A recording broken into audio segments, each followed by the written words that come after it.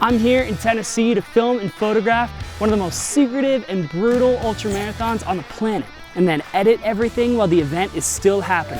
No crew, limited access, and the whole thing has to be published the moment the race ends. So cool. The center of Barkley is uncertainty. If you think about it, everything is set up to make it uncertain, because the most difficult thing for an athlete to deal with is uncertainty.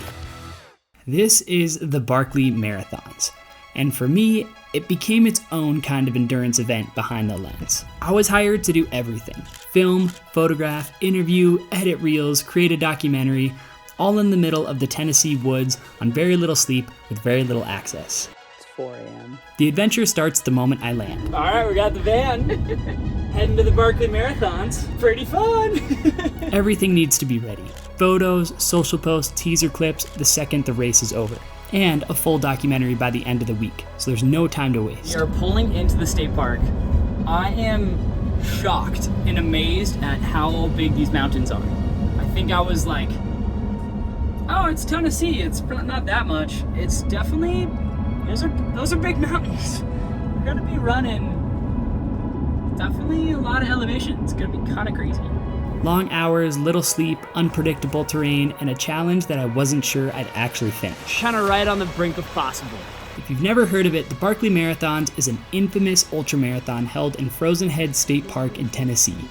It's about 100 miles and has over 60,000 feet of elevation, the equivalent of climbing Everest twice. It's so much harder. However, nobody knows really how long it is, since the race has no GPS, no aid stations, no SOS. Runners collect pages from hidden books spread throughout the mountains to prove they've been to the right locations. We need your pages. 16 more, please. They do 5 loops collecting these books. Each loop is about 20 miles. Where in the hell have you been? Book 9! Where the hell did you put it? Nobody other than the 2 race directors know when the race is going to start, but between 11 p.m. and 11 a.m., a conch shell gets blown. That's the only warning runners get.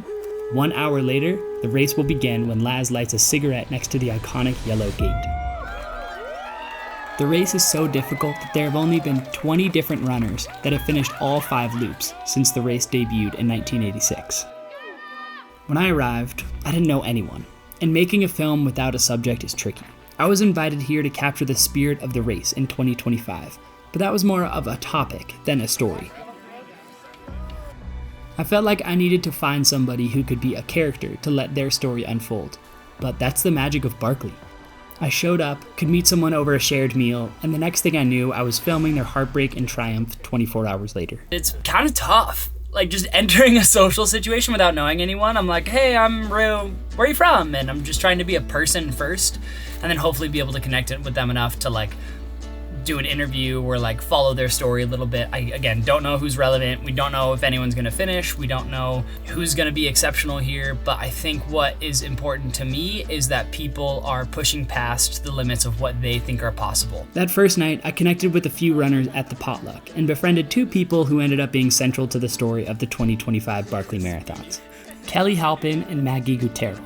Kelly later became the top female runner in the race, and Maggie, an accomplished runner in her own right, was here to crew for John Kelly, who went on to make it farthest in the race out of anyone in the field. Because the Barkley is so small, there's no publishing any photos or videos during the race. It's meant to be kept secret to protect the spirit of the event, which forms a special community while on the ground. Yeah, they do a good job of like welcoming in the media as like part of it. Some people, not like documenting, you know, like you're like in the news, yeah, which is good. I shared a campsite with Sean and Kelly Butler, who were just endlessly kind and open, even as they braved the course and a lot of uncertainty in their first Barkley as well. Kelly and Sean here. Go Kelly. It's happening. Go Sean. It's all happening. Feeling good? Although I do a lot of filming alone, this one I gotta recruit some help. My mom. Love you, Mom. My mom's not much of a cinematographer, but she's the ultimate mom, befriending others and acting as my own race support, keeping me fed and on track to film this wild endurance event. Just hanging in the van.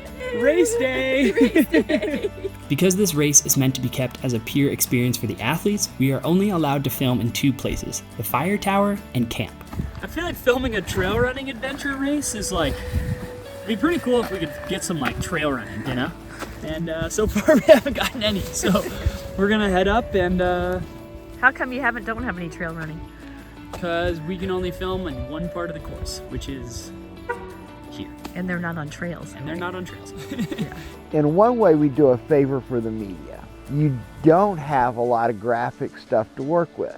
There's some graphic stuff in camp, but as far as what's out there, you don't have cameras set up to show it all. Like Alfred Hitchcock, you can tell the story without showing the blood. There's something about Barkley that inspires a lot of people, and I finally understand it while I'm here filming. This race isn't just about people doing impossible things. It's about what happens to you when you try. It is insanely beautiful, and I'm just so happy to be up here. I just feel like these sorts of moments are so special, and getting to share it with my mom is the best. I love it. We're like making films, just chatting with folks and hanging with mom. It's kind of awesome. Oh, look at this. Oh, gosh. Is it hard? It's a little hard because I can't see it. I'm arthritic. I'm not sure how it's going to turn out. As a 60-year-old, now with grandkids, Look at my mom go. she came out to Tennessee with me, I'm so proud of you. slept in the campground, hiked with me, and stayed up through these long nights together. It's 5:15 a.m.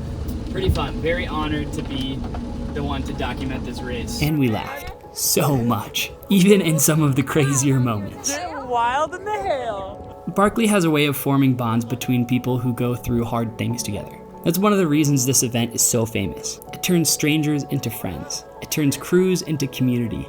And it made me so happy watching people come together. I think that's what keeps people coming back to Barkley. Not just the challenge, but the community it forges when you go through something hard together. That's where the magic really lives. I'm excited for you guys. And there's nothing else for all these people to do but stand around the yellow gate in nice weather and wait and see what happens, man. Back at camp, I filmed people dropping, triumphs, and heartbreaks. Kelly missed the cutoff by just 2 minutes. It was crushing. Billy, So close. Nice job. That was great. Last year, I wouldn't have said it was the hardest thing I'd ever done. This year, it was the hardest thing I've ever done. And I gave like 100%. We found all the books almost right away. Got all my pages. Almost perfect navigation. And I still missed the cutoff by 2 minutes.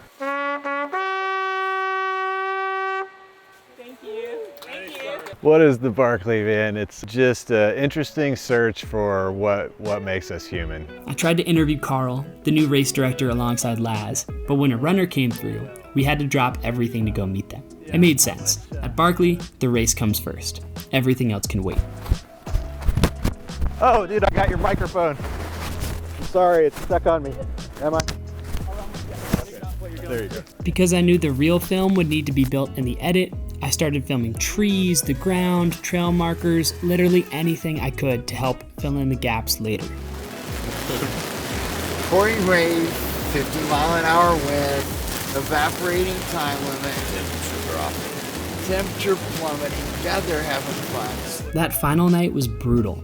Wind, rain, and a cold that cut straight through your layers. But no one was leaving. We were all waiting for any sign of a headlamp to return. they have 13 and a half minutes. At 3:20 a.m., an unidentified runner emerges from the woods. Soon, John Kelly comes into view and finishes his third loop, completing the fun run, which is 3 loops in under 40 hours, and touching the gate right in front of my lens. It was one of the most beautiful moments I captured during this wild week. Not because it was planned, but because I had earned the right to be there by sticking it out. But the adventure wasn't over. I make documentaries to aim to reflect the truth of an experience. Not just what it looked like, but what it felt like to be there. I want the camera to disappear. I want the viewer to feel the chill in the air, to hear the bugle, and to wonder what they'd do at that gate. And what I'll remember most aren't the finish times or missed loops. It's the potluck friendships, the 3 a.m. laughter among strangers, the quiet kindness that was extended to me in the middle of the woods. This was a reminder of what it means to try, to fail, to try again, to test the boundary of what you think is possible and find something beautiful waiting there. The Barkley may push people to their physical limits, but for me, it was something more. It gave me the gift of being fully present. We're on a hike. No service, no plan, just a camera, some good people, and a story worth telling. If you want to see my full video about the race, click here to watch it on the Single Track YouTube channel. Thanks for watching, and I hope you enjoy.